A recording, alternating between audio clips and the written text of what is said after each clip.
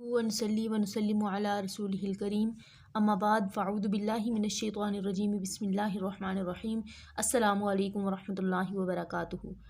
آج ہم سورہ بقرہ کی آیت نمبر 122 سے 124 تک کا لفظی اور بامحاورہ ترجمہ پڑھیں گے انشاءاللہ عز و جل،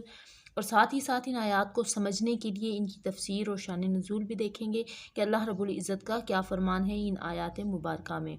ان میں انشاءاللہ عز و جل ان آیات مبارکہ میں آج کے سبق میں ہم حضرت ابراہیم علیہ السلام کے بارے میں جانیں گے کہ ان کی پیدائش کہاں پہ ہوئی، اس سرزمین کا کیا نام تھا، اور باقی تفصیل انشاءاللہ جانیں گے آج کی اس ویڈیو میں۔ اس لیے آپ سے گزارش ہے کہ ویڈیو کو آخر تک ضرور دیکھیں، کیونکہ یہی چند وہ منٹ ہیں کہ جو ہم اپنے لیے اپنی آخرت کے لیے نکال سکتے ہیں۔ اللہ رب العزت سے دعا ہے کہ یا الہ العالمین ہمیں ہمارے اس وقت کو ہمارے لیے صدقہ جاریہ بنا دے اور ہمارے لیے بخشش کا سامان بنا دے، آمین ثم آمین۔ اپنا سبق شروع کرتے ہیں۔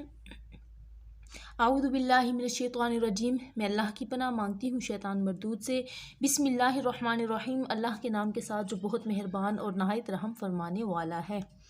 یا بنی، یا حروف ندا میں سے ہے، پکارنے کے لیے آیا۔ یا بنی، اے اولاد اسرائیل، اسرائیل یعنی حضرت یعقوب علیہ السلام کا لقب ہے اسرائیل۔ حضرت یعقوب علیہ السلام کی اولاد کو مخاطب کر کے اللہ رب العزت کا فرمان ہے، یا بنی اسرائیل، اے اولاد یعقوب، اذکرو تم یاد کرو، نعمتی نعمت کو، یا میری نعمتیہ میری نعمت کو، یلتی جو کہ میں نے انعام کی، التی جو کہ انعمتو میں نے انعام کی۔ تو میں انا ضمیر مخفی ہے یعنی پوشیدہ ہے، اس کا مطلب ہوتا ہے میں۔ جہاں پہ بھی تو آئے گا یعنی پیش کے ساتھ ہوگا تو وہاں پہ انا ضمیر ہوتی ہے۔ نعمتی التی انعمتو میری نعمت، التی جو کہ انعمتو میں نے انعام کی، علیکم تم پر، کم ضمیر تمہاری طرف لوٹ رہی ہے، علی پر، کم تم پر۔ اے اولاد یعقوب یاد کرو میری اس نعمت کو جو کہ میں نے انعام کی تم پر، وانی اور بے شک میں نے، فضلتو فضیلت دی، کم تم کو، وانی فضلتکم اور بے شک میں نے تمہیں فضیلت دی، علی العالمین اللہ پر، عالمین جہانوں پر، اور بے شک میں نے تم کو تمام جہانوں پر فضیلت دی۔ اے اولاد یعقوب یاد کرو میرے احسان کو یا میری نعمت کو جو کہ میں نے تم پر انعام کی، اور بے شک تمہیں تمام عالمین میں فضیلت دی۔ اس میں اللہ رب العزت نے اولاد یعقوب کو یعنی حضرت یعقوب علیہ السلام کی اولاد کو مخاطب کر کے فرمایا کہ میری ان نعمتوں کو یاد کرو کہ جو کہ میں نے تم پر انعام کی ہیں، کس طرح اللہ رب العزت کے انعامات تم پر نازل کیے گئے ہیں، ان نعمتوں کو یاد کروایا گیا ہے۔ اس کے بعد ارشاد باری تعالیٰ ہے، واتقوا اور ڈرو، یومن اس دن سے، اور ساتھ ہی ڈرایا بھی کہ واتقوا یومن اس دن سے ڈرو، لا تجزی کہ نہ بدلہ ہوگا، نفس جان ان نفس کسی جان کا، یعنی قصاص جس کو ہم کہتے ہیں جان کے بدلے جان۔ تو اللہ رب العزت کا فرمان ہے کہ تم اس دن سے ڈرو کہ جب کسی جان کے بدلہ کوئی جان نہ ہوگا، شیئن کچھ بھی، ولا اور نہ، یقبلو قبول کی جائے گی، منہا اس سے، عدل کوئی بھی بدلہ یا کوئی بھی چھوٹ اس سے قبول نہ کی جائے گی۔ یعنی جیسے ہم دنیا میں جو ہے وہ خون بہا دے کر ایک دوسرے کو آزاد کروا لیتے ہیں، تو اسی طرح کا یہ فرمان ہے کہ تمہیں کوئی بھی چھوٹ نہ دی جائے گی، تمہیں کوئی بھی چیز تمہیں عذاب سے نہیں بچا سکے گی۔ ولا اور نہ، تنفعہا تو اسے فائدہ ہوگا، یا اور نہ ہی کوئی فائدہ پہنچا سکے گا یا پہنچ سکے گا، شفاعتن شفاعت سے، ولا تنفعہا شفاعتن اور نہ اسے کوئی شفاعت جو ہے وہ فائدہ پہنچا سکے گی، ولا اور نہ ہم وہ ینصرون مدد کیے جائیں گے۔ یعنی کہ اللہ رب العزت کا فرمان ان آیات میں واضح طور پہ ہے کہ جو لوگ اس دن سے نہیں ڈریں گے، جو برے کام کریں گے، ان کے لیے یہ فرمان ہے کہ وہ اس دن سے ڈریں کہ جس دن ان کی جان کے بدلے کوئی جو ہے وہ دوسری جان نہ ہوگی، اور نہ ان سے کوئی عدل یا کوئی چھوٹ لی جائے گی، اور نہ ہی جو ہے وہ کوئی ان کے لیے سفارش قبول ہوگی، اور نہ ہی وہ مدد کیے جائیں گے۔ اس میں یہود کا رد ہے جو کہتے تھے کہ ہمارے باپ بزرگ جتنے بھی ہیں اور جو اس دنیا سے گزر گئے ہیں ہمیں شفاعت کے لیے چھڑوا لیں گے۔ انہیں مایوس کیا گیا ہے کہ شفاعت کافر کے لیے نہیں ہے، اور نہ ہی ہم کافر کے لیے دعائے مغفرت کر سکتے ہیں، کیونکہ اس نے کلمہ ایمان نہیں پڑھا، کلمہ توحید نہیں پڑھا، اس لیے اس کا بخشش پہ کوئی حق نہیں۔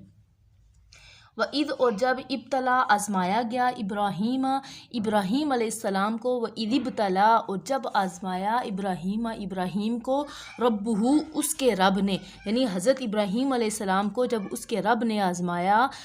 سات کلمات باتوں کے ساتھ، جب اللہ رب العزت نے حضرت ابراہیم علیہ السلام کو چند کلمات کے ذریعے آزمایا، فَأَتَمَّ پس اس نے مکمل کر دیا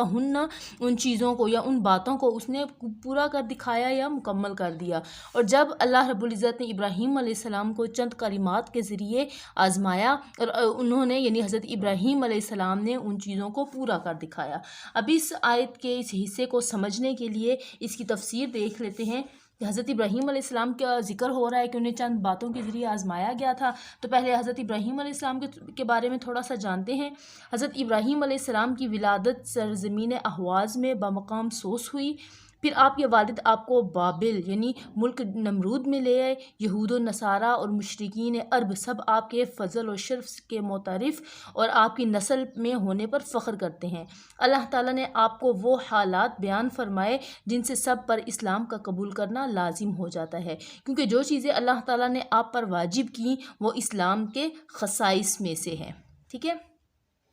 خدائی آزمائش